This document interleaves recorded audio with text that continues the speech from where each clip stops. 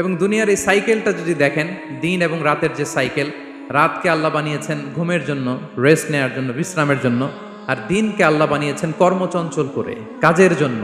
দিনের মধ্যে কর্মস্পৃহা আছে। আল্লাহ তাআলা সূরা নাবাতে বলছেন, ওয়াজআলনান নাহারা মাআশা, আমি দিনকে বানিয়েছি কর্মচঞ্চল। দিনে আপনি কাজ করবেন, হাড় ভাঙা পরিশ্রম করবেন, তবেই সফলতা ধরা দিবে, ঠিক কিনা বলেন? তাহলে প্রথমে আমরা জানলাম এই পৃথিবীতে পরিশ্রম করতেই হবে, পরিশ্রমের কোনো বিকল্প নেই। সফল হতে চাইলে কি করতে হবে? আওয়াজ করে বলবেন, কি করতে হবে? এবং ইসলাম এই পরিশ্রমকে উৎসাহিত করে, পরিশ্রমের মাধ্যমে যে ইনকাম, এটাকে উৎসাহিত করে।